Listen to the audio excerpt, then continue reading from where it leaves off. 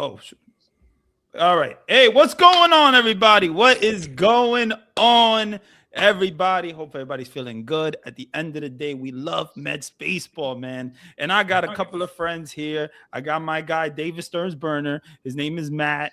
He's a cool guy. He was just he had the hope he had the faith in David Stearns, and did it pay off? We'll talk about it. Definitely, Charles is a guy that, man, great Mets fan, great impressions. We'll get to that a little bit later. But man, good to see Charles here. And then we got my guy, Master Flip, man. You saw it, bro. That's my brother, man. Hopefully everything is good with you. But yeah, man, at the end of the day, guys, this was a tough offseason. It was a really tough offseason. But I want to start with, when did you guys become Met fans? Let's go right here with Matt here. When did you become a Met fan? Have you been a Met fan your whole life, and what made you be a Met fan? So yeah, first off, Randy, thanks for having me. Charles, Yeah, no Flip, problem. great to see you guys. So I grew up in Arizona. I still live here. But when I grew up, there was no professional baseball. The Diamondbacks weren't in existence yet. So I have family back east in Jersey, and every summer I went back to my grandparents' house in New Jersey, Atlantic City. And I was young at the time, so it really was hanging out on the beach and watching baseball. And the options were Yankees, Phillies, or as I refer to them, the Filthies, and The Philippines. Yeah. the I love Mets. it.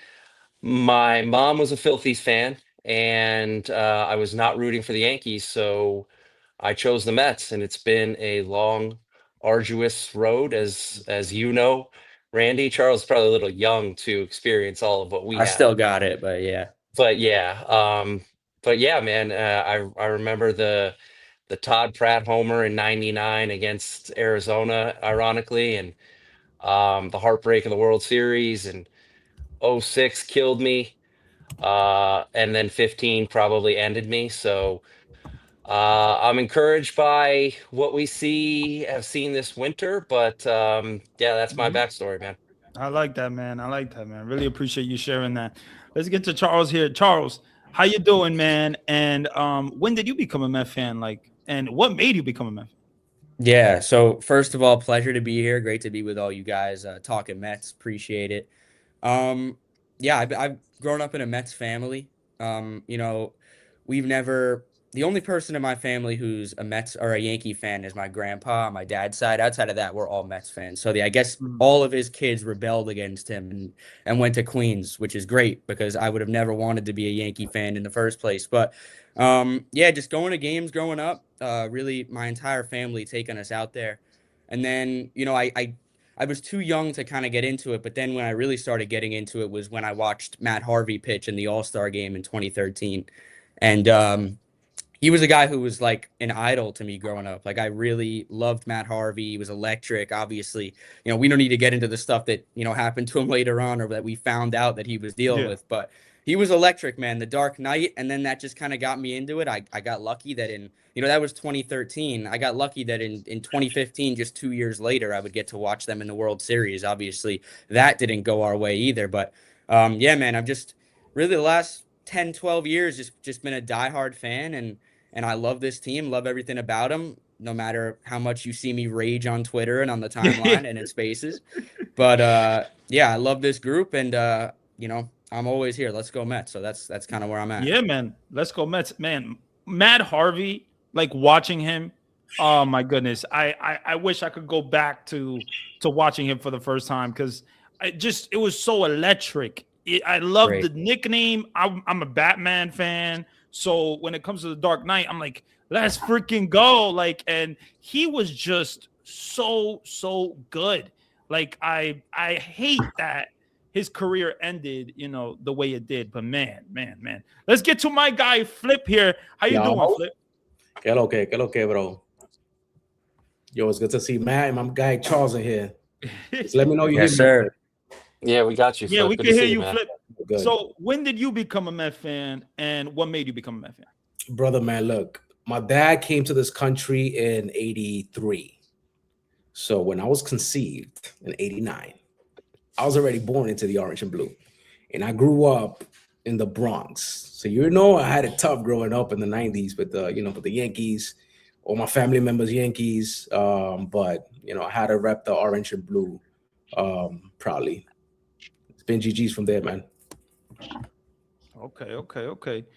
Appreciate you sharing that, man. Look, at the end of the day, man, we are here to talk some Mets baseball. So let's get right into it. David Stearns got an ace. How are we feeling, everybody? How are we feeling? He got an ace. The Mets traded for Freddie Peralta and Tobias Myers, man. Let's get to Matt here. Matt, I know you had faith in David Stearns. How does it feel that he finally delivered on a trade and to get a frontline starter? And how does it feel, man? Yeah, man, it feels great. I think all of us kind of agreed as a community that Freddie Peralta was the guy, man. Whether it was the ties to David Stearns, acquiring him when he was in charge in Milwaukee, the fact that the Brewers obviously were going to move him, being a year away from free agency, the Mets' strength in their farm, which has grown exponentially under the tenure of David Stearns. But yeah, I think Peralta is a terrific fit, and as I've kind of learned more about him, he is an incredible human being, man. Like the things you hear about the camaraderie that he built in Milwaukee, the fact that he's like the chillest, coolest dude in the world. He's going to be terrific for this clubhouse, which obviously we know had some issues last year, and he's going to be terrific on the mound, coming off of probably what was his best full season as a starting pitcher. I think the arrow is really pointing up for Peralta, and the compliment to our young ace Nolan McLean is top notch in my opinion. Oh, yeah, I don't blame you there. I don't blame you. I absolutely love that we got Freddie Peralta here. And just like you said, I mean, Nolan McLean and Freddie Peralta, it's going to be really, really special to watch. Man, Charles, like, it's been a rough offseason, right? It's been crazy. But, like, what made you believe in this team being really, really competitive? I didn't believe until about a week ago, to be completely honest with you. But listen, I had my handle on this app for maybe a couple of months was get an ace, because I thought coming off last season where the pitching was just absolutely terrible down the stretch. When you look at, we had a stat where David Peterson was the only pitcher who could get past the fifth inning for like 60 consecutive games. I understand the stuff with the core and how it went down, and it wasn't just solely the fault of the pitching for the collapse last year, but they needed to add in that spot. So obviously, when you get into the offseason and you start hearing the rumblings about Tarek Skubal and about how he's, maybe potentially $200 million apart with the Tigers on a contract, and then there's rumblings about him maybe getting traded, and he becomes the guy that we all jump to, like, let's go get that guy. That guy would be perfect. I don't care that it's a one-year rental, but it always kind of felt like Freddie Peralta was there, and we never knew how likely a Skubal trade would be. And then once we quickly realized that maybe this isn't going to happen, maybe we're going to have to go another route. And I was always a big proponent of the Mets need to go the trade route for starting pitching. I was never really, I would take him right now. Listen, if the Mets signed Framber to a 2-year deal with an opt-out, I would be jumping up and down doing, backflips on this live stream right now. But I mean, yeah. It was always probably going to come down to the trade route. And I think even though it's a rental and you had to pay a little bit of a pretty penny, Freddie Peralta was the guy. He was, the guy we were all calling for them to go get. And David Stearns came through. You gave up, Brandon Sproat and Jet Williams. You got Tobias Myers back. So I guess that lessens the blow of losing Sproat a little bit. But listen, this is a deal they had to make. You look at Jet Williams, he profiles, I guess, as a second baseman. Marcus Semion's going to be there for the next 3 years, you would think. In the outfield, you have Carson Bench and AJ Ewing who have passed him, so he didn't really necessarily have a spot. So I guess it Yeah. made sense. I'm happy that Stearns pulled the trigger on that, and the Mets needed a frontline starter, and they got it. Yeah, they definitely needed a frontline starter and they got him. And like, man, I remember that day, just it was very recently, but that Freddie Peralta, I was in that space, man. I was going crazy when I that heard trade you, bro. actually happened. I mean, I was just so hype. And it just started with the John Heyman, just that they were in talks, they're in serious talks. It's like, wow, like I just it's so awesome that like just like the energy of the space, just the it was like we were in all in a room together, just waiting for the announcement, waiting for the tweet, and it finally happened. And the Mets ended up getting Freddie Peralta, but not just Freddie Peralta, they also end up getting Tobias Myers. I like Tobias Myers a lot. I think he's going to be a fit with this team. I think he could be a reliever. I think he could be a back end starter. We're going to see with what happens here. But Flip, what was your reaction when the Mets traded for Freddie Peralta? And how did you feel about them trading Jet Williams and Brandon Sproat in this trade? I mean, once I saw the trade go through, I was like, I was about that time. I mean, we've been waiting for this move all season. When we heard my man David Stearns at the presser at the end of the season, he said there was a need to maybe get aggressive this offseason in terms of starting pitching. We missed out on Garrett Crochet last offseason. And yeah, maybe it took two top 100 guys, but at the end of the day, we needed to solidify the rotation, and we got my man Peralta in here. And the next thing to come with that is going to be the extension. Ooh, you see, I like what you just said there. Extension. I mean, I feel like what he said in the press conference was cool. I feel like he's a guy that like he just seems like him. I don't know. He just seems like a cool guy. He seems very genuine. I think when it comes to Freddie Peralta, I think he knew he was going to be a Met. This offseason, he had a feeling he was going to be a Met. And David Stearns, credit to David Stearns, he's been working this trade since November.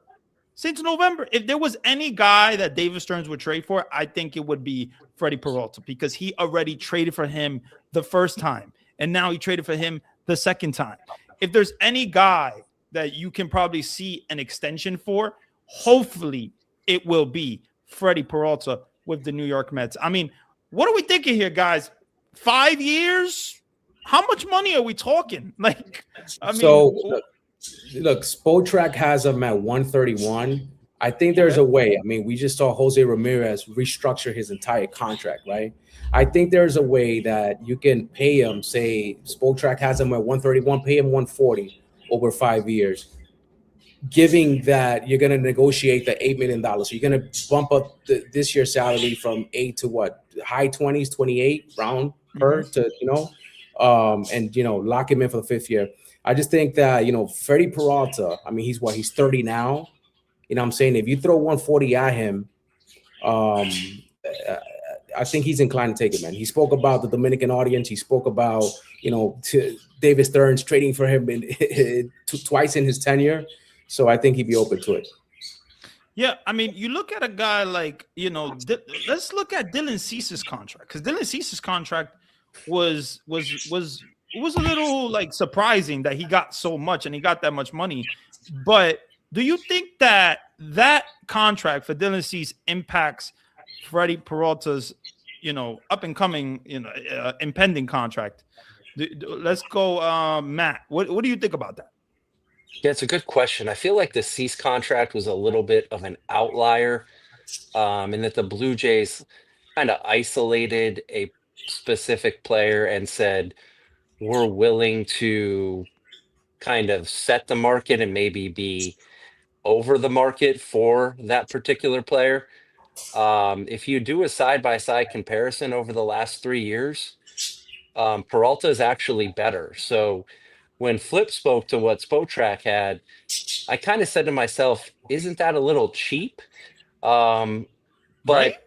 I think the fact that, they could, and I think maybe this is what Flip was speaking to, rip up this year and give him a huge bump from the 8 million, and then the comfort level that he has with David Stearns may give the Mets a real chance to get in here at what we think could be a discount. Yeah, like the fact that David Stearns knows Freddie Peralta so well, maybe we could get some type of discount. But I really like the fact that he knows him very well. And David Stearns, I mean, he got his ace. He got his ace. And I think this makes the rotation so much better. This move right here, before this move happened, how did you feel about the season? How before this move, this one move, the pitching move, were you going to be okay going into the season? Let's go, Charles, without that move, that big pitching acquisition. Absolutely not. I think, as I said before, like when you have a season that, and I granted it wasn't the only issue. The starting pitching was horrible down the stretch last year, but it wasn't the only problem. But when you have a season that is derailed and your starting pitching is that bad, and you're trying to sell a fan base on, relying on Kodai Senga, who can't stay healthy. You're trying to, rely on Sean Manaea, who was injured last year. And for what it's worth, they think he could have a bounce back this year. Nolan McLean looks great. He's made 8 starts. You don't necessarily know what he's going to look like over the course of a full season. David Peterson was terrible down the stretch. So it needed to be done. Their rotation wasn't nearly good enough. And they had to get a guy. So, you might like the prospects they gave up. You might be high on some of those guys, whether it's Jet, whether it's Sproat. But in the end of the day, he gave up what he had to get what was probably, in my opinion, at least the biggest need on this team. And you got to give him his flowers for that. Yeah. I like, if there was one guy I didn't want to trade, it would have been Jet Williams. But at the end of the day, when it comes to Jet, I don't know where he would have played. I don't know where he would have played, because when you made that Marcus Semien, when you made the trade for Marcus Semien, it kind of put him in a weird spot. Like, where is Jet Williams going to play? He's a he could play outfield or second base, really. But he's an infielder, to be honest. He's not really an outfielder. So I like his speed. I like what Jet gives you, but I guess it was time. It was time to trade that guy, because, to be honest, Jet, I just love the speed. I love the speed, but it was time. Sproat is one that was very interesting because of his performance in 2025. I like what I saw from Brandon Sproat. I liked the breaking pitches. I liked his confidence on the mound. I really thought that he can be a pretty good starter for us, but you need to get somebody that's proven, and you got that now with Freddie Peralta. I mean, very, very impressive season. 17-6 with a 2.70 ERA. Freddie Peralta is a really, really good pitcher, and I'm happy we got him. I'm so happy. Let's move on here to Carson Bench. Let's talk about Mr. Carson Bench. Is it Carson Bench time? Let's go Flip here. Flip, how you feeling about Carson Bench? In a recent article with Will Salmon, he talked about that they really want to give Carson Bench the opportunity to play an outfield spot, most likely left field, because Luis Robert is going to be your center fielder. So what do you think about that? And how do you feel? So look, Carson Bench is on my list of untouchables, but I have to understand that he struggled in AAA last season. And I think it's a lot to ask for a kid to come up here and say you're going to be the starting left fielder. I mean, if he doesn't crack the opening day roster, what's our contingency? Tyrone Taylor in left field? And so at that point, I'll be honest, look, going back to your previous question in terms of starting rotation, I would have been good with Cody Bellinger acquisition if it meant going with the same group of guys that we went with last season. Why? Because look, we're going to have a full season out of Nolan McLean. We're going to have a bounce back season from Manaea. We got Holmes, we got Peterson, and we have Tong. So I just think that I need a lineup that is built different. We had zero come from behind wins, trailing after 8 innings last season. I need a lineup that's built different, that's going to score some runs. Again, it's a big ask. As high as I am on Carson Bench, I think it's a big ask to just get a guy, a top prospect, throw him in the ninth hole, and just say, swim. Yeah, no, I I feel that we got to hit on these kids at some point, right? When you look at other teams that have been successful, they've had prospects that have come up and have been successful. Hopefully, Carson Bench can be that for us. I really hope that he can be successful. There's a lot of pressure on Carson Bench. There is a lot of pressure on Carson Bench. But can he deliver? Will he deliver? The fact that he's showing up in Port St. Lucie already and getting ready for spring training, it says a lot about the determination of Mr. Carson Bench. I really like that. I love that. Like, he's really trying. Like, he's really putting his foot out there. And I think that's very important. He's a young kid. He did struggle in AAA. There was an injury there before that. So realistically, I don't know what's gonna happen, but I want the kid to get the opportunity. I think this is time. But you also got Brett Beatty, who could possibly play left field as well. Now, we haven't seen Beatty play left field much. By the way, Randy, Johnny Trujillo, who covers Mets radio, he did confirm that Beatty is getting reps out there in left field already. So, wow. I guess Okay. I guess in terms of contingency, that is the contingency. Not shocking. I guess. Yeah, I mean, Good to know. if David Stearns wants to get at bats for Brett Beatty, how is he going to get 500 at bats, 400 at bats for Brett Beatty if he's not if he's not starting in left field? I don't know. Is he going to be the super utility guy, and are they going to move him around? But is he guaranteed 400 and 500 at bats? That's a lot of at bats. That's a lot. That is a lot of bats. He He's didn't gonna even have to be in the 450 lineup last season. Now you're gonna Yeah, guarantee 463, I think, plate appearances for Beatty. Mhm. Matt, what do you think about Carson Bench? Do you feel like this is his time? Do you feel like they're rushing it? Do you feel like maybe we're pushing it as fans? Yeah, man. I am the biggest Benj believer. Charles is ready to order me a Benj jersey for my birthday coming Yes, up here. sir. Yes, sir. I think the kid has Christian Yelich upside. Wow. I think the hit tool is legit. He can run. He's got a big time arm that I think plays in best probably in right field actually. I have no doubts that Carson Bench is going to be a star. But to Flip's point, is that going to happen right off the bat in 2026? I don't know the answer to that question. It's going to be a nice welcome to the big leagues moment if he does crack the opening day roster and he's hitting in the 7-hole opening day against Paul Skeens. But Yeah. I have no question about Carson Bench's talent.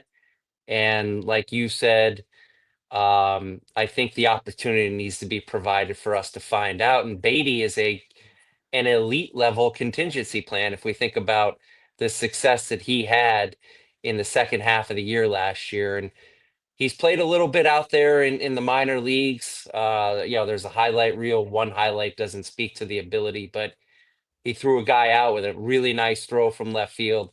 I think he's athletic enough to play left field and mix in some time at first base, give Simeon and Bichette a day off and play either of those positions in the infield. I think he's the Swiss Army knife that if Bench for some reason struggles and has to get sent back down, would be the full-time left fielder temporarily. Yeah. No, I think Carson Bench is very talented. I think he rolls through the system. I mean, really, really rolls through the system last year. Yes, AAA wasn't great. It wasn't great. Like I said, there was an injury, but he did have a lot of at bats. It just didn't. It wasn't working out. It wasn't working out. But that was to the end. That was during the end of the season. Maybe he was tired. I don't know.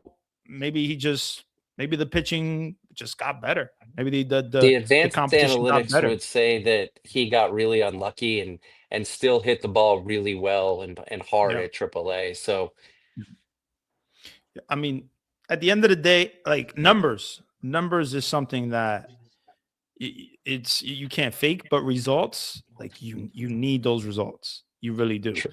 And this is New York. This is New York City. This is the New York Mets.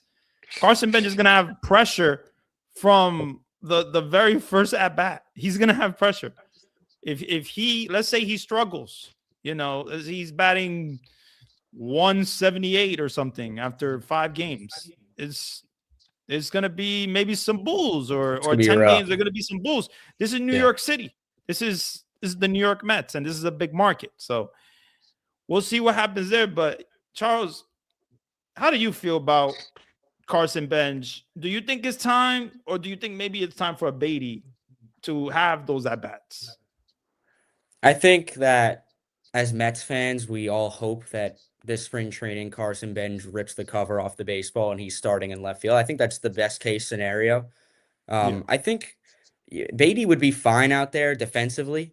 We let go of Brandon Nimmo. I wanted that to happen. I feel like a lot of Mets fans thought that the contract wasn't going to age well and they could potentially upgrade there. And we also knew that Carson Bench was coming and that he profiles better as a corner outfielder rather than a center fielder, even though he could be a fine center fielder, but he could be fine in the corners as well. I think, listen, we all hope that he comes up and he's fantastic. The minor league numbers are great. There's been plenty of prospects that have been fantastic in the minor leagues and come up and they can't hit. So you got to be prepared for all the scenarios. It is interesting what Stearns said about the 500 plate appearances. That kind of feels like it might be tough for Beatty. Yeah, right. That's a lot of at-bats. It feels like a lot. And that's especially because you would feel like even if it's not opening day, like let's say Carson Bench doesn't make the roster at a spring training, there's a good chance he's going to at some point be playing left field for this team this year. Yeah. So, that's going to take away potential at bats. What is Mark Vientos doing? He's still on this roster. He could get DH opportunities. You've got Jorge Polanco at first base. So I don't know, man. I think as a Mets fan, you got to be hoping that Bench just plays his ass off in spring training and he's ready to go. But I think Brett Beatty would be fine in left field as well if he needs some more time down in the minors. Okay. Appreciate you. Just to jump Let's in get to there, this comment. Just to jump in there. Look, I understand. Yeah, jump in there. I understand my man David Stearns got in some Gold Glovers and Simeon and Luis Bob, but look, you can't speak about run prevention and go with a left fielder who hasn't even debuted in left field in the bigs. Go with a guy switching from shortstop to third base, never done it, and then a guy at first base who's played all but 1 inning in the major league. So I just think that you got to get some insurance and get a capable first base or get a capable left fielder. Well, to that point, Flip. That's a great. Sorry, Randy. My apologies. Oh no, go ahead, Matt. Go ahead. I got to credit. We're all familiar with our guy Henrik in the Spaces. He actually did the research that Kai Correa worked with. I think we all recall J.D. Davis and stone hands that he had in every position he played. There was a year that he worked with them where J.D. Davis was actually +4 in outs above average. I think the Mets are really reliant on this new coaching staff and the improvements that they're going to make for this team defensively, along with the positional flexibility that they have in order to create what they feel is going to be a really good defensive team. Which, by the way, J.D. Davis, whenever I saw J.D. Davis feel the ground ball and load up throw across the diamond, I held my breath every single time. Yep. They were better off playing a left-handed third baseman at times. Yeah, definitely. I was I was holding my breath too. I was definitely holding my breath too. Let's get to this comment here. Let's go. Who is your sleeper pick to be the most valuable Met this year? Hands down, it got to be Manaya. We got to get a huge bounce back year from that guy. I think, if Manaya was half of what he was in 24, the Mets make the playoffs. You know what I'm saying? And so this is a guy who's going to be in the rotation. He's getting paid the big bucks. He's going to have to come back and show us something. Yeah, I think Yeah. I think it's Francisco Alvarez. I think when you look Wow. when you look at this lineup and you look at Alvarez, who, he was actually, since he got sent down to the minors and he came back up, he was in the second half, I believe he was top 3 in the league in OPS plus. He was, a guy who was one of our best hitters, except he was hitting like 9th for some reason. He's a guy that's going to be probably near the middle of this order. I mean, right now, would you be surprised if Alvarez was 6th, maybe 5th in the lineup right now? So I think when you look at that, if he can stay healthy and put it together for a full season, we know the talent's there. He could finally be that extra big bat in the lineup that the Mets could be counting on. I like So those. I like those picks. I'll go a little differently. No, go ahead. You go. Go ahead. I'm going to say Devin Williams. I think there are a lot of people that are worried about the transition from, what was an elite closer, and probably the elite closer over his tenure here with the Mets and Edwin Diaz, to a guy who really struggled last year in New York at times. But the numbers would say that Devin Williams was one of the unluckiest pitchers in the sport last year. He had a month in the middle of the season where he was absolutely dominant. He ended the year with 13 straight scoreless appearances, including the playoffs. And I think he figured it out. And bringing in a guy that he's familiar with in Freddie Peralta, getting him back with his guy, David Stearns. I have no issues that Look at this Devin comment, Williams Matt. is going to be. Look at this. Oh my gosh, that is fantastic, man. I appreciate that, guys. Hey, they got hold I on. don't even They gotta win on the field before we bow down. Yes, and yeah, start that's what I'm nosing. worried about at this point. That they Yeah. have this great winner and then I'm just win waiting for 84 Charles to kick games. into character. Oh yeah, we maybe get to that later on, bro. We'll get to that. We'll get definitely. Oh, that's hilarious. I love it. I love Yeah, it, so man. give me Devin Williams, Randy. No, I Devin Williams. I like Devin Williams. I like Sean Manaea. I like Francisco Alvarez. My pick, sleeper pick, and that has to be most valuable to the Mets. I think it's Kodai Senga. I think that's the guy that if he is on, and like could be really, really valuable to the New York Mets if he's healthy and he's on. You saw he pitched to 1.40 something ERA before he got hurt, before Pete Alonso threw that ball, But yeah, at the end of it, I think Kodai, what he gives you, that ghost fork, like I like that ghost fork. I think he needs to pitch that fastball more and have more confidence and stop being this like mechanics baby, man. Like I'm so tired of Kodai Senga being this, I gotta be so perfect. I gotta be so perfect with mechanics. Like, all right, but like we met the New York Mets team. They just can't baby him too much. I think he's gotten comfortable, way too comfortable with the New York Mets, and they're making it way too comfortable for him. Like, I want him to do good. I want him to do well, but he needs to do better. We got to push him. I think they got to push him.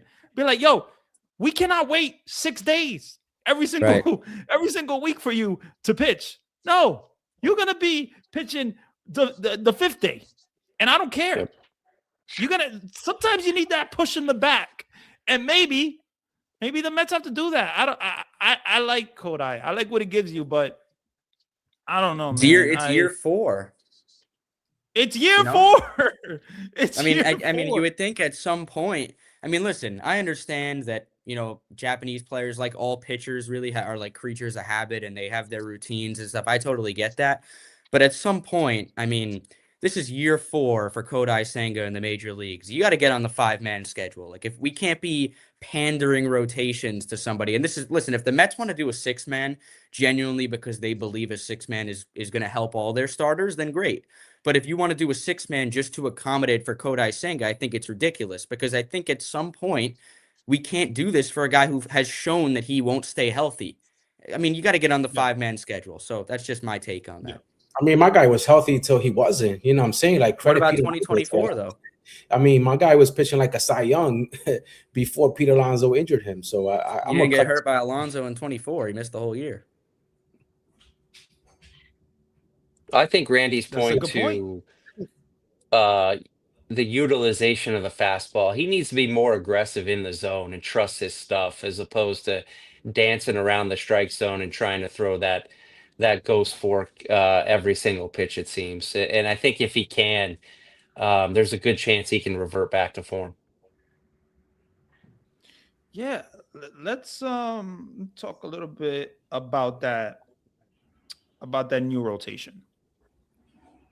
So obviously you got Freddie Peralta, McLean. How are you guys putting the rotation? Like, how are you putting? Let's start here with Flip. How are you putting that rotation? 1 through 5, 1 through 6, or whatever. We getting Paul Skeens opening day. I need my number one. My number one right now is Freddie Peralta. I'm going to opening day. Shout out to Tailgate. Shout out Queens Baseball. We're going to be there opening day. I need my man Peralta going there for the vibes. Not only that, again, he's my number one. Can't put the pressure on Nolan McLean to say you're going to get the ball opening day. He hasn't earned it, truthfully. You got to give it to the guy who's done it, and Freddie Peralta. Yeah. And so, okay, so Freddie Peralta is definitely your number 1. McLean is your number 2. Who's your number 3, 4, 5, and 6? I mean, you got to go number 3. You got to go Peterson right now. Peterson or Holmes. Okay. Put them in, put their names in the hat. Just pick them out. It doesn't matter, honestly. But Peterson or Holmes right now would be their number 3. Yeah, I think I agree completely. I think David Peterson is your number 3. I think he has to. This is his contract year. This is going to be his contract year. So I think he's going to try to do everything in his power to pitch very, very well and get a big contract. I think David Peterson, there was a reason why the metrics don't like him. He gives up a lot of contact. And you saw that in the second half. He really, really got destroyed. Like, he just wasn't doing well. And most of the pitching staff wasn't. But David Peterson is a guy that also never pitched that many innings in his career. So maybe he was tired. But to be honest, the season is 162 games. Is there really a time to be, tired when you don't have guys like a Freddie Peralta, helping you there? So I like this rotation. I think maybe we need to add another pitcher. I mean, there might be somebody out there. So, what do y'all think about? What do y'all think about Framber Valdez to the Mets? Do you think it's a necessary acquisition that the Mets need to make, or are they okay with all the depth that they have in AAA with Christian Scott, Jonah Tong, and obviously Tobias Myers as well that could possibly start? So, yeah, what do you think about that? Let's go Charles here. What do you think about that? Yeah, I don't think at this point that the rotation is necessarily a need. I think you have capable starting pitchers. I think, listen, if you wanted to bring in Framber Valdez, I think everybody would be excited about that. You're adding a top 20, 25 pitcher in the league to go along with Freddie Peralta, to go along with Nolan McLean. I mean, it only raises your ceiling. I guess it could even, raise the floor a little bit too, because you don't have to rely on some of these guys. If Framber Valdez is here, that means that one of these starters, whether it's Peterson or Senga, is on the move, because you're not going to keep all these guys around and add another starting pitcher. So, listen, I think Framber would be a great add. Any team would be lucky to have him. And I don't think the Mets necessarily need him, but I would love it. Yeah, I mean, I would absolutely love it. Framber Valdez, man, if you make that acquisition, I mean, we're talking about 1, 2, 3 right there. And maybe you have to trade somebody. You're probably gonna have to trade a Senga or a Peterson. But who would you rather have? Senga or Framber Valdez? Peterson or Framber Valdez? Not even a I debate. know that I know that he threw at the catcher. I understand that. I just think that he's a really good pitcher, though. And he did have a not so he had a horrible second half in 2025. So we can't sugarcoat that one, but he's a good pitcher. He's a winner. I mean, he's got experience. I like him. I like him a lot. I think if you make that acquisition, you make this team a lot more serious. Look, Randy, honestly, the only guy that I'm willing to move pieces around in the rotation for is Skubal. I think that the Framber signing, I mean, we already got a 6-man rotation, right? So what are we going to do? Are we going to sign Framber and then Skubal becomes available via trade? I think the Mets, first of all, they have to make certain that Skubal won't be had via trade this offseason before they even entertain a Framber Valdez. But again, I just think that Framber right now, instead of adding, I think we got to subtract, honestly. I mean, let me throw this curveball at you. If the season began today, are the Mets going with a 6-man rotation? If the season began today, I think it would seem so, right? But again, my man Peralta is accustomed to going on 5-day rest. You want to keep my man Nolan McLean on 5-day rest. So how are you going to fit how are you going to make guys go on 5 days rest when you got 6 guys and you're rotating them? You made Kodai Senga go on 5 days. Well, you got to get rid of a guy, I guess. I mean, what are you doing with Peterson and Minaya? Yeah, I don't know. I mean, I guess they would run a 6-man. It's weird because the Mets, like Randy, to your original question, the way I would line it up right now, it's for me, it goes Peralta 1, McLean 2. Might shock some people, but Minaya 3. I think he's primed to have a bounce back year. If you look at some of the underlying metrics and stuff, they were a lot better than he pitched last year. And if you guys remember, Sean Minaya would pitch great the first 3-4 innings of a game, and then he'd crumble in the 5th inning almost every single time until he had a bad start against the Phillies.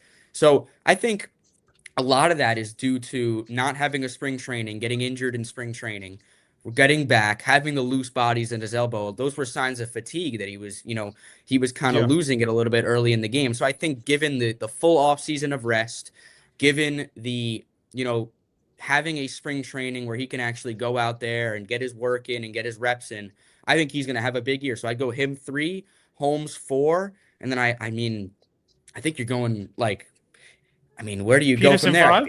I guess, yeah. Because Senga obviously has more upside, but can you rely on him to pitch? I guess at that point you would run a 6-man just because you have 6 starters. But I don't know. I'm kind of with Flip that I wouldn't necessarily tinker with that unless it was Skubal. Which would make sense. Why then? It'll make sense why maybe not right now, because again, maybe these decisions you wait towards the end of spring to make, but Peterson might be the guy to be moved. Yeah. Peterson might be the guy to be moved. What about Peterson in the bullpen? I guess they could try what they did last year. I mean, we saw a little bit of success down the stretch with the piggybacking stuff that they tried to do. I mean, that was when they did Minaya and Holmes. That one worked out pretty well. I don't know that they're going to do that. What type of need do you have in the bullpen where you're going to have Peterson, who's a reliable starter through over 160 innings, to put him in the bullpen? At that point, just flip him for something. If you're looking for a 4th outfielder, flip him for a 4th outfielder. And you kind of have Tobias Myers now in that long relief role that you would probably put Peterson in. Who's that 4th outfielder that they would flip him for? You ready for the name? Oh no. I know. Here we go. Yep. What was his name? A 3-WAR player. Great year last year. Should have got him at the deadline, but I'm not the GM. Wait, say that name. I didn't hear you. Sorry. Laureano. Oh, Oh. That's all. Ramon Laureano. Laureano. I like him. Coming I off like a career Laureano. year, I understand you might have to, make him pee in a cup before you make that trade official. Former PD abuser, but I look, man. Again, we're looking for contingency. We're looking for a plus defender out there. We're looking for a guy coming off a career year. I think he'd be a great addition. Is that a straight up deal? Is that Yes, similar contracts. The Peterson's making 8 point something. This guy's making 6.5. Similar contracts. I think that'd be an even swap. Is he a rental? Is he a rental? Both are, yeah. Both are on expiring Oh, contracts. okay. I like Laureano. I think when it comes to run prevention, just like you said, he's a plus defender. I mean, Laureano had a really awesome year. I like what he gives you. Like, he has an awesome arm too. There's a lot to like. About Laureano. That's interesting. Is he going to be okay being a fourth outfielder? I mean, assuming your boy doesn't crack the roster, we're looking at him as the fielder. Fair. Could also, probably don't want to, but could also spell Luis Robert in center if something happens to him. He plays all 3 outfield positions. What about?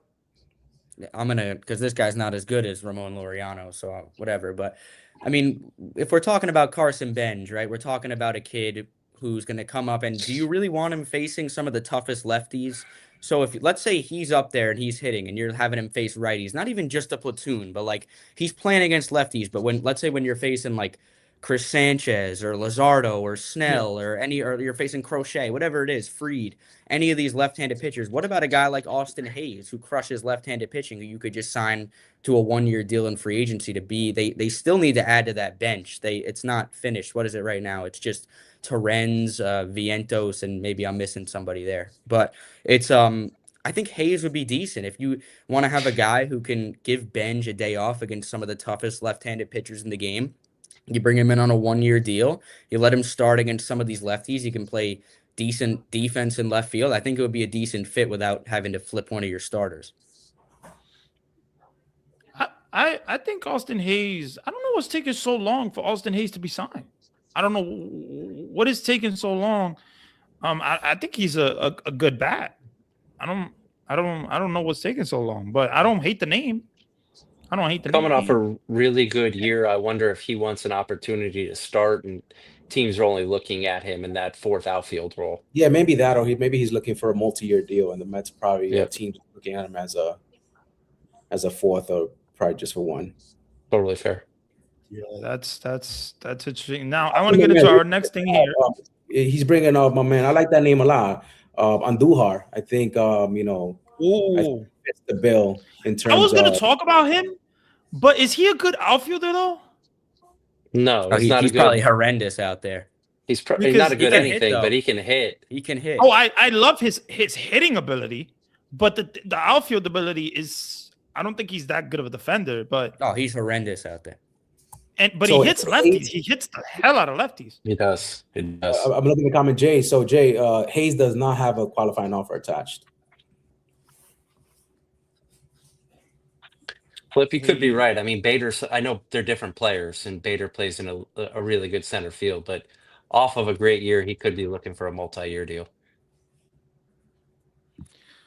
Man, Randy talks best my comfort zone to get Mets news. Appreciate you, man. Let me see. I'm looking for that comment from Jay here. You said you was reading the comment? My goodness, so many comments. So many comments, bro. Oh my God. What time do we get the character change, Charles? What happened? Can we get some Can we get some terms? Let me. We doing press conferences out here? Yeah, we're doing let's ask a question here. I'm gonna ask it to Mr. Charles here. Yeah. And we're gonna say, let's get some donations in here before we start doing some impressions. David Stearns. Bills, yo, make it rain on my guy. You know what? I'll let my guy flip at the question to David Stearns. Yeah, I want to hear this.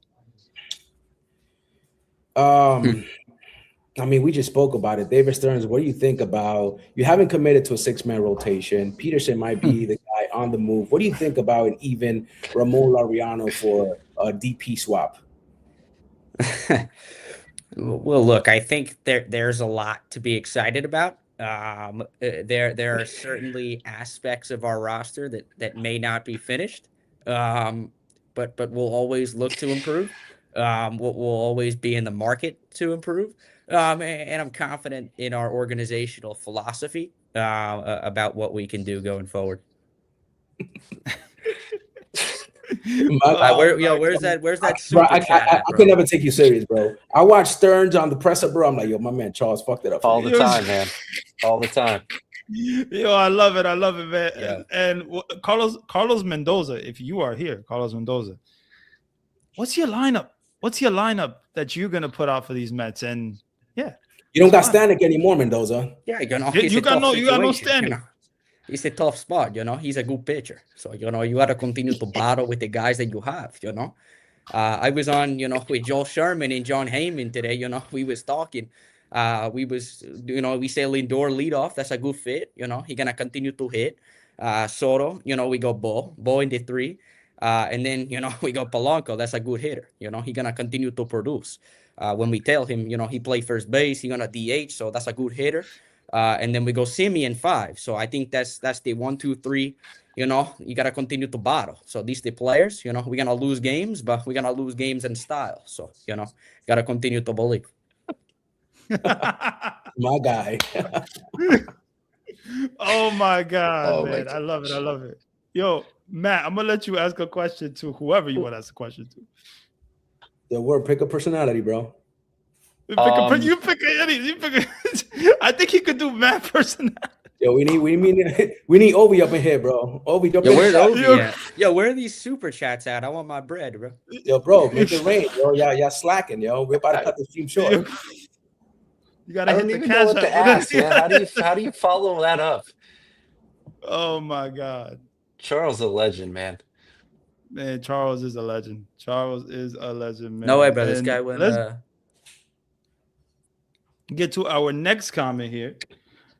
Let's see here. What's your lineup, though? I want to hear the lineup because I have a certain vision for the lineup, but I want to hear from Matt here. What's your lineup in 2026 for the Mets?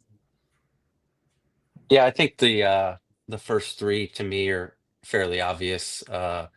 Lindor, Soto, Bichette. I mean, Bichette's been one of, if not the best hitters in the sport with runners in scoring position in his career. So I want him hitting behind the on-base machine that is Juan Soto. I think Polanco's going to hit 4th. He feels probably more like a 5 or 6 hole hitter, but I think in this lineup he's going to hit 4th. I think my DH, whether it be Brett Beatty or Mark Vientos, if he's still around, would be in the 5 hole. Alvarez 6th, Robert 7th, Benj 8th, and Semien 9th. Semien 9th. Wow, that's interesting. Not off a great offensive year, has some ability to hit for power, which at the bottom of the lineup I really like. Maybe turn the lineup over as well. I just want a veteran presence down there who can take good at bats. I see that comment. He may not even be here. We don't know. Charles, look, you could do whatever impression you want to do, whatever. If you want, or you Yeah, can just do your voice. But what's your lineup, man? I'm probably going. Well, obviously the one for me is Lindor, and then you go 2 Juan Soto because you go 3 Bo Bichette. Juan Soto in the 2 hole, he's going to get on base 40% of the time. Bo Bichette's one of the best hitters of runners in scoring position. That feels like an easy one right there. You probably go 4 Jorge Polanco. I'm a little not sure about 5, but I'm going to get a little aggressive here. As I said before, I'm going to go Francisco Alvarez in the 5 spot. So I'll go Polanco, then Alvarez. 6 will be Beatty, 7 Semien, 8 Robert, and then 9, I guess, Carson Bench.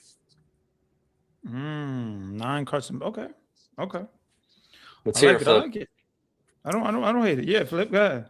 Doing the same 1, 2, 3 with Lindor, Soto, Bichette. Then I'm doing Polanco 4th, Viento 5th, doing Beatty 6th, and I'm doing Robert. Then I'm doing Simeon and Benj in the 9th hole. See, a lot of Benj, a lot of Marcus Semien in the 9th hole. To me, I got Lindor, I got Soto, I got Bo Bichette, Jorge Polanco. I got Marcus Semien in the 5th spot. I think Marcus Semien, he could be a 5th hitter. I think we'll see. I hope that his offensive ability gets better. He's had some bad years. Hopefully he gets better with that. We got Brett Beatty in the 6th spot. I got him. Oh no, actually, I got Vientos. Well, it depends because I saw a report earlier about that they're gonna rotate DHs. I saw that from Will Salmon. So I think if it's against a righty, it's gonna be Brett Beatty. If it's not, it's gonna be Mark Vientos. But yeah, and then I got Francisco Alvarez as the 7th hitter. I think Alvarez could be a really good hitter. He just needs to freaking play. He needs to play and be healthy. But when he's hot, he could be my 5th hitter if he's hot. But until then, he's the 7th hitter. And then I got Carson Benj as the 8th and Luis Robert as the 9th. I like Luis Robert at the 9th because he gives you speed and he gives you an ability. He could probably get on base for a guy like Francisco Lindor, for a guy like Soto, for Bo Bichette. I feel like the Mets, they lacked that last year. They lacked those guys to get on base for the top of the lineup. So if Luis Robert could get on base and be the 9th hitter, man, steal a base hit by Lindor, give some more opportunities for Lindor to drive in runs. I like it. I like it a lot. What do you think about that? I don't know about Luis Robert in the 9th hole. I need my man hitting in the meat of the order at least 2/3 of the way down the 6th or 7th hole. I think he's going to have a big offensive year, and I can't hide him in the 9th hole. I think that's a spot to have my man Benj in. So there was a post out there. I think it was Mets Metrics. I want to give the right person credit. We talked about Luis Roberts' approach over the last 4 years, and the breakdown was basically that he was much better when he was aggressive, and that the White Sox may have actually changed his approach to a point where it hurt what he does well offensively. So to that, while I understand what you're saying with the speed, He is PG, my bad. Oh man, you guys are funny. well, Randy, I love it. understand your point with the speed. I like what you said. I think Flip might be right here in that you probably want Robert somewhere in an aggressive situation where he can utilize his power, hopefully, and drive in some runs. Yeah, like I think 2023 was an awesome year for Luis Robert, and it's been not so great years after that. But I think he's going to be a change of scenery guy. I think he's going to be motivated. And you're coming to the New York Mets. I mean, this is a team that, first of all, has Juan Soto, has Francisco Lindor, has so much talent. So hopefully Luis Robert just brings that energy, brings that passion, and we'll see. I think he wanted to get traded. He wanted to get traded before that trade deadline. He did. He was performing very well. He was killing it in OPS, killing it just in general. And I think, yeah, Luis Robert, like, he could be awesome. He could be an awesome Met if he really fills that potential. But that's gonna be Mr. Potential, bro.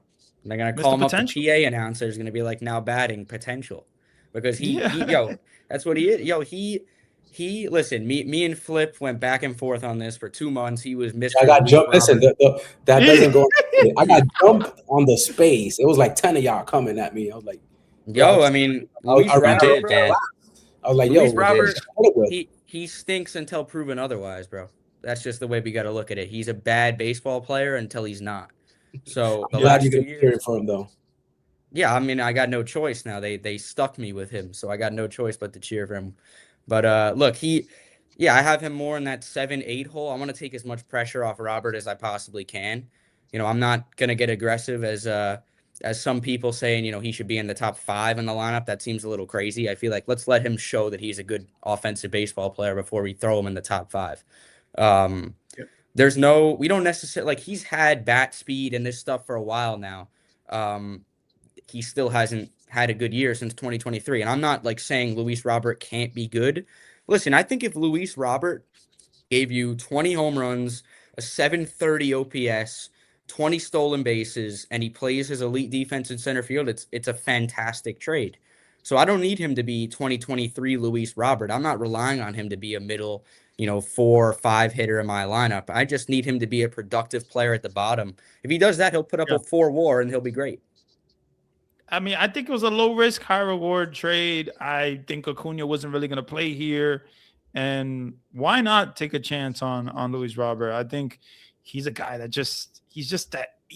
the Mets wanted him last year. They wanted him last year. They just couldn't get him. But my biggest concern with Robert is, can he stay on the field? I think he'll produce at a 2 to 3 win player if he is, especially considering how good he is defensively. But my biggest concern is health. And I'm praying that the change of scenery somehow affects his health in a positive manner. Hey, health ain't fixing an 86 WRC plus, bro. That guy's got to get in the cages right now and start hitting. I mean, come on. Yeah. Well, this is when you got to go out and get a capable outfielder, because if you're using the DH as a rotational position, you understand you're going to probably need Luis Robert to keep him healthy, at least to take at least 20 to 30 games at the DH. So go out and get that's not a TT. I don't want to see no TT out there. Get me a capable outfielder. You don't mess with TT, you're going to rely on TT. I mess with the titties, but I don't mess with no That's TT. a good player, I need me a capable guy that provide some thump when we got my man DH in. Yeah, fair point, man. That is a fair point. Let's get to our last thing that we're going to talk about here, and that is the Mets offseason grade. Now, Flip, what is your offseason grade for the New York Mets for David Stearns in this year? Yeah, what is it for this offseason? If you can squeeze in a grade in between an A- and a B+, I think they're in that fine line. I don't think they're at an A-. I don't think they're at a B+. They're right in between that line. I still think that there's need for improvement. They're one player away from having a really solid offseason. I just think that, we spoke about it in the open, the uncertainty with maybe having a guy in Brett Beatty be the left fielder, Bo Bichette third base, and a Polanco first base. That could potentially be disastrous for the Mets. And so, again, we're one player away from really turning that fine line grading into a solid A. Okay, I don't hate it. I don't hate it at all. Go ahead, Charles. Yeah, B+. I thought he did a good job rebounding from what he did in the beginning of the offseason. He left us out in the woods for a month and a half, yelling at each other in spaces. Going crazy out here, talking about Luis Robert, going back and forth and screaming. So, he did a good job though. He got the ace. He got another guy along with him. He got an outfielder, not the guy I wanted, but he got an outfielder, and he didn't give up really anything to get him. And then he got Bo Bichette, who's going to be, I think he's going to flourish here. So to me, in order for it to be, I'm kind of with Flip, maybe not a B+, but like something in between B-, between B+ and A-. That's where I kind of land with the offseason. But I think maybe another bat, and that gets to the solidified A- conversation.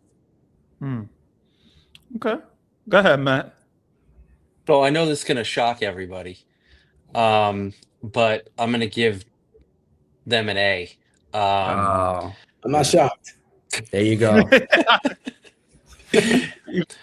So here's my reasoning. I think what they did and how they did it, the fact that they have significantly improve the roster in a way in which there's not a lot of guarantees on the books for the coming years, and creating that roster flexibility with the influx of a budding farm system with the Carson Bench types is the reason that I would say it's an A. I think the fact that he stepped outside what many perceived as an uncomfortable zone for him to give up 2 top 100 prospects for a rental. That's what he is as of now in Freddie Peralta, even though there's a level of comfort there that there may not be with other players, is something that everybody wanted, and he did.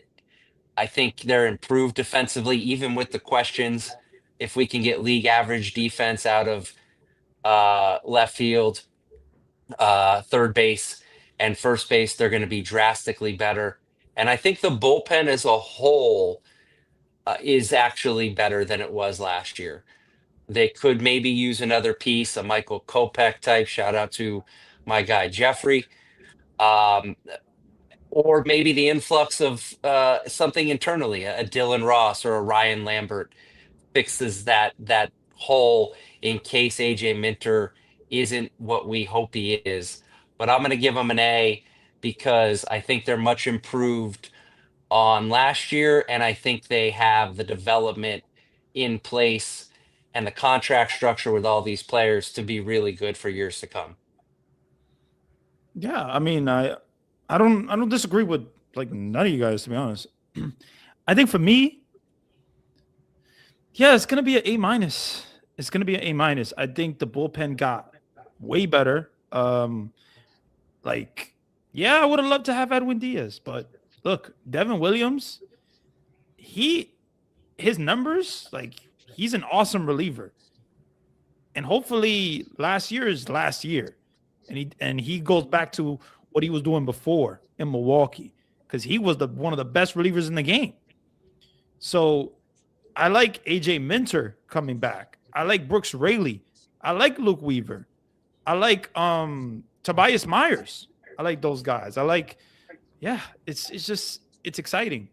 You added Bo Bichette. You added Marcus Semien, Jorge Polanco. These guys are guys that hit with runners in scoring position. Don't strike out a lot.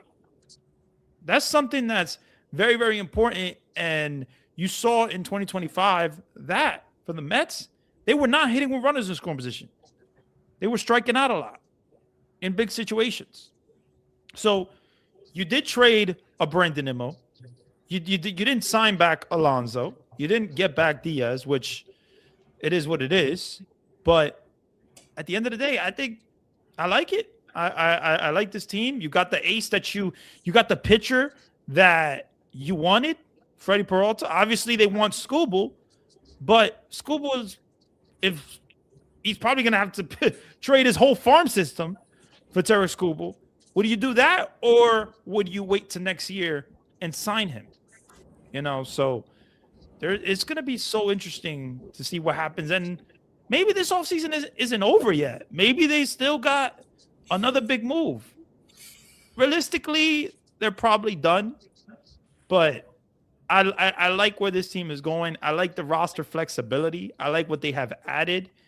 Do I wish Bo Bichette was maybe on a 2-year deal, 3-year deal that he didn't have to opt out? Yeah, but it is what it is. I think you still got Brett Beatty. You got Jacob Reimer. There's just the prospects. You saw 4 guys in the top 100 for the ESPN. So top 100. So there's a lot of talent. You did Randy, trade talent. I hate the logic, Randy, of let's go out and get Skubal next year. I mean, we thought we were going to get Edwin Diaz this year, right? What happened? Whoop. We thought we were going to get Kyle Tucker. What happened? Whoop. Dodgers. You're right. You know what I'm saying? And so there's honestly, no guarantee. I'll be there. There is no guarantee. I mean, if the Dodgers want Tarik Skubal, he's from South Cal, right? Perfect landing spot. They got the big bucks. He's gonna go to the Dodgers. I'm sorry, I can't say let's just go get him next season. If there's an opportunity to get him, and I understand that the Mets are not gonna empty out the farm for him. If there's an opportunity, but you might have to flip. You might have to. You might have to really empty out we're not, the farm system. what's emptying out farm? 5 prospects that was reported. I don't think that's going to be the acting price. But let's say that price drops, right? To say 2 top 100 guys. I think, bro, if he can be had this offseason, I think he will. He can. I think you got to get aggressive and get him. It'll be more than that, though, because they gave up 2 top 100 guys for Freddie Peralta. So, I mean, I think you're looking at. But we're talking about 2 lower end guys. We're talking about Jonah Tung and an AJ Ewing, and it's going to be more than that in terms of it is a lot. But we're talking about that as a starter. We're going to probably have to include a Beatty on top of there, probably a Peterson on top of there, and probably another a piece. But I just think that if we go back to last offseason, if we could have gotten extra aggressive to get a Garrett Crochet, I mean, that was the accent price for Garrett Crochet, 2 top prospects, right? The Mets weren't willing to do that then. You got to be willing to do that now. You're right. I mean, yeah, it's interesting because it's like, you're gonna give up Jonah Tong, you're gonna give up, AJ Ewing, who was those are both top prospects now, in the ESPN top 100. But I like AJ Ewing, I like Jonah Tong, but yeah, if you want to go all in and go get Skubal, then you do that. Beatty. Maybe you have to trade a David Peterson in that deal. Mm-hmm. But will that get the deal done, though? Jonah Tong Feels like a lot, AJ man, to be Ewing. completely honest. It is a lot, and I think honestly, I think that gets it done because again, we're talking about if they're going to wait to the deadline, right, to trade him, we're talking about Jonah Tong and Ewing could possibly be our number 2 and number 1 and number 2 organizational top prospects, right? So if you're the Tigers and you're holding on to Tariq Skubal to the deadline, what are you gonna ask teams for? 3 top prospect, 4? Because the Mets probably can give you 2, and they can give you 2 right now in Jonah Tong and AJ Ewing. It's a lot, but I'm comfortable doing that if it means getting Tariq Skubal in here. Are you comfortable doing that, Matt? No, I'm not. But I understand Flip's point. I really do. It's such a guessing game, but I'm trying to analyze it from the perspective of, do we have any idea what the most given up for a pure rental is in the history of the sport? I don't know the answer to that question. It's probably kind of the equivalent to what Flip is saying. I'm on almost the U word with AJ Ewing. I think he's borderline untouchable. I don't want PCA part 2 here. Center field is a wasteland in Major League Baseball right now. He's the fastest riser in the sport, arguably. Stole 70 bases last year in the minor leagues. If he develops into 12 or 15 home run power, he's a 4-win player with his defense. I can't trade those types of guys for rentals. But when Flip says it, he makes a great case, and I completely understand why he says it. You want to go and try to win the World Series, and that guy gives you the best chance to do it. Absolutely. I mean, look, we're talking about a best of 5, a best of 7. You got to face Skubal, McLean, and Peralta. It might be GG's in the chat. Man, I love it. Skubal, yeah, you add him. We're talking about definitely close to World Series, probably a World Series team. Freddie Peralta, Skubal, and McLean.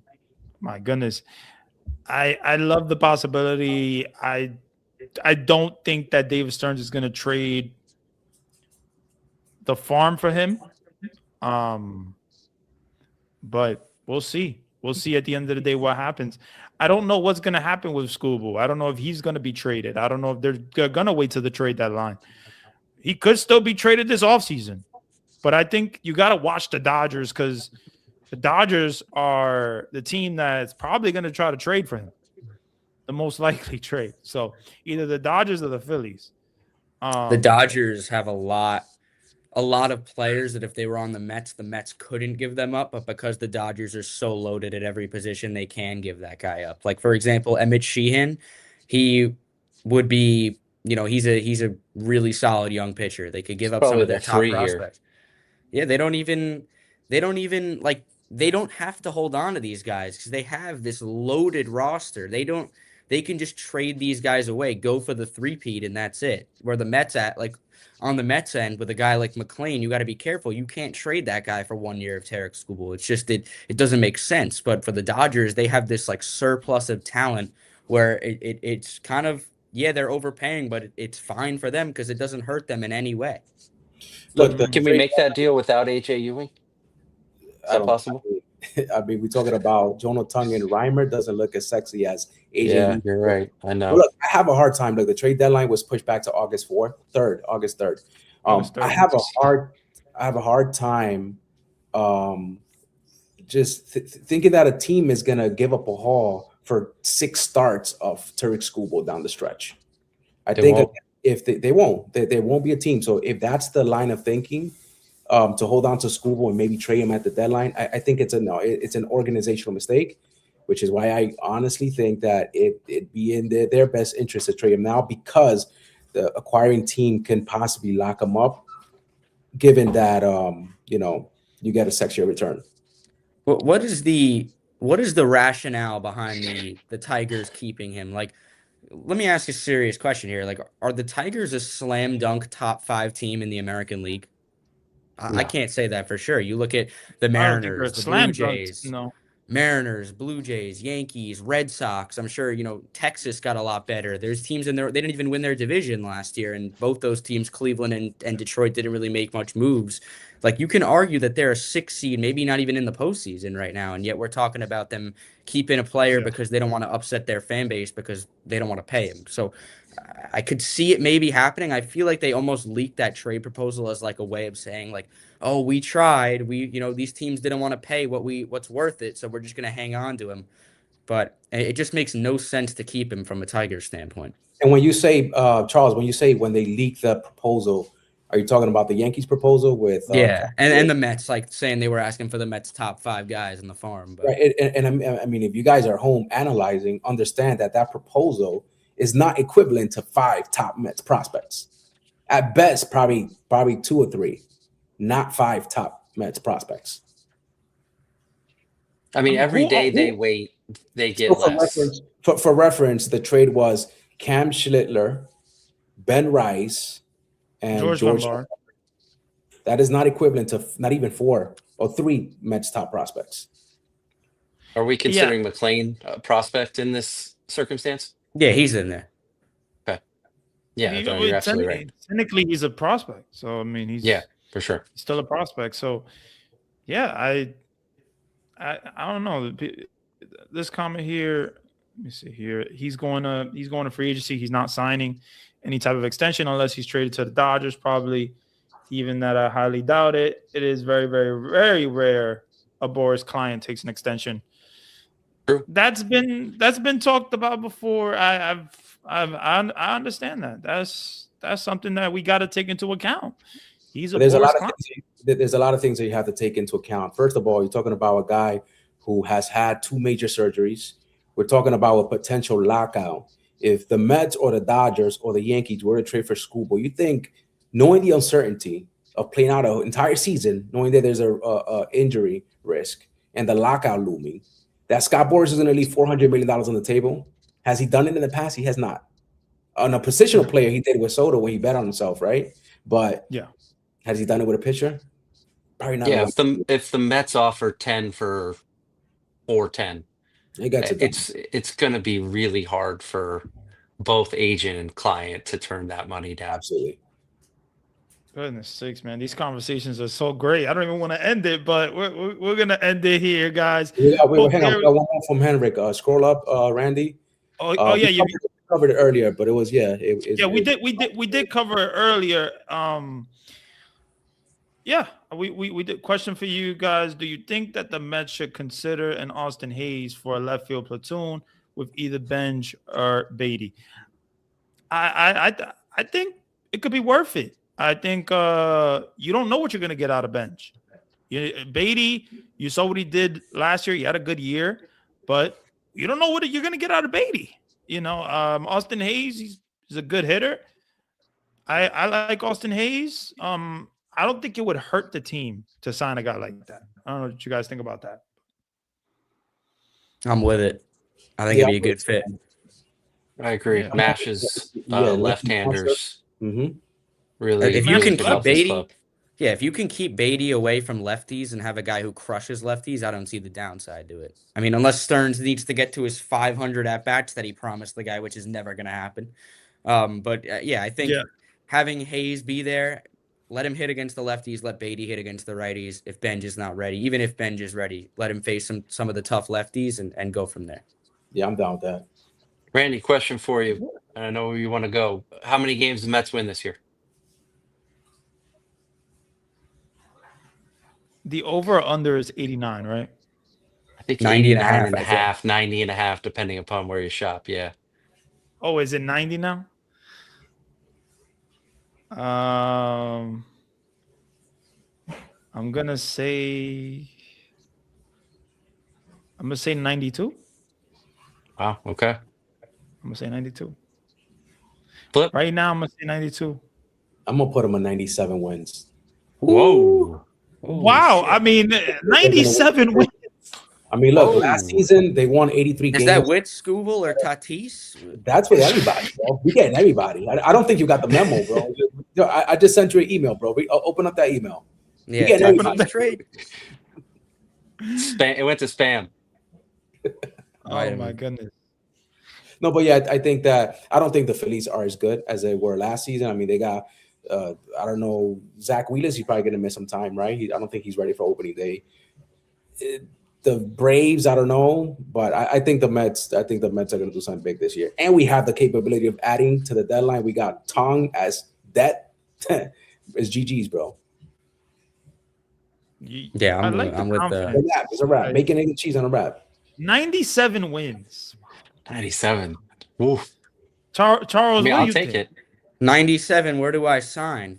Listen, give me 92. I'm with Randy. I think 92 is where it's at. Right now I'm projecting them, and I know it's not perfect because it doesn't always, like, the Mets obviously are such an unpredictable team. You never know what you're gonna get. But I'll say 92 because right now I have them as about 89, 90, and I think they'll make some good moves at the deadline. So I'm going 92. 97 though. That's crazy. Oh, this comment. Give me some of the stuff that Flip is smoking. You got the hookah, bro. You got the hookah. Hey. Yo, let me see here. Chris Barber said 90. Ovi said 97 is OD. You see here. Tony said 93, 94. Matt, what do you think? I put him at 89. I'm a little concerned with the health aspect of this baseball team. There are a lot of guys here that have had injury histories, and those are usually predictors of future injuries. Robert, Polanco, who we're relying on quite a bit. Even Bichette and Simeon's not getting any younger. So I would say 89 for me, but I'm a little more conservative with projections, obviously much more so than Flip. But I think there's room for 95 win upside if everything comes into place. I mean, I think 92 for me. Like, I just, I don't know. 89, that's low, but we'll see, man. I think they have the pitching 2 years ago. You figure we're much better than that now. They had the magic. Yeah, you would think so. They gotta They do had the it on the OMG, field. man. They gotta do it on the field. Yeah. They gotta do it on the field at the end of the The day. injuries are the only thing that concern me, man. Injuries for sure, because you got guys that Luis Robert, Bo Bichette. I mean, you got pitching that could probably, like, I don't want to talk about injuries, but we know as Met fans, how it goes for us. So hopefully everybody's healthy at the end of the day. But yeah, guys, hopefully everybody enjoyed the stream. Today is Wednesday. Thank you guys for joining us on this Wednesday. I mean, we had 500 something in here. Really appreciate you guys taking the time out of your night, Like it's awesome, man. You know, we love Mets baseball. We love talking Mets baseball. Thank you, Master Flip, for joining me. Thank you, Charles, my guy Charles. Thank you, David Stearns Burner, my guy Matt, man. You guys are awesome. Let's go, Mets. And yeah, man. I love GMO. Appreciate you, Randy. Appreciate you, bro. Appreciate it, man.